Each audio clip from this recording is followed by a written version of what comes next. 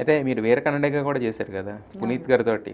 అవును. పునీత్ గారితో ఎలా ఉండేది మీకు అప్పుడు ఆ టైంలో, ఆ సినిమా టైంలో? అంటే నేను ఎక్కువ చేయలేదు అదే ఆయనతో. అదే. కానీ నేను హ్మ్. యాక్చువల్లీ రాజ్ కుమార్ గారి సన్ శివరాజ్ కుమార్ గారితో ఆయనతో చేశాను. చేశారు ఒక సినిమా. ఆయనతో హ్మ్. యాక్చువల్లీ 2 చేశాను. 2 చేశారు. 2 హ్మ్. చేశాను. హ్మ్. ఈయనతో చిన్న అది కూడా ఒక గెస్ట్ రోలే యెస్. నాది. యెస్. హ్మ్. కానీ చేయడం చాలా హ్యాపీగా అనిపించింది. అప్పుడు ఆయన ఆయన అంటే ఏంటండి అంటే ఎంత పెద్ద ఆర్టిస్టులు అందరూ ఎంత డౌన్ టు ఎర్త్ ఉంటారు అనేది తెలుస్తుంది. అంటే అది వెరీ ఇంపార్టెంట్. అవి నేర్చుకునే వాళ్ళం మేము కూడా. ఎంత పెద్దగా ఉన్నా మనం మంచిగా ఉండాలి. ఆయన మంచిగా రిసీవ్ చేసుకునే వాళ్ళు అవన్నీ.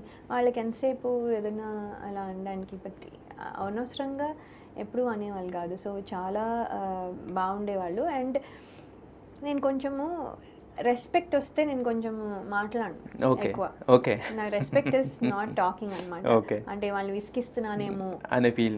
వాళ్ళు చెప్పలేకపోతున్నారేమో అంటే నేను మరీ సరే మీ ఎక్స్పీరియన్స్ ఎట్లా ఉంది ఏదో తెలుసుకోవాలని ఉంటుంది. అవునవును. ఏదో ఒకటి అడుగుతానేమో, అప్పుడు వాళ్ళు అనవసరంగా ఇబ్బంది ఫీల్ అవుతారేమో అని క్వైట్గా ఉంటాను, ఏం మాట్లాడను.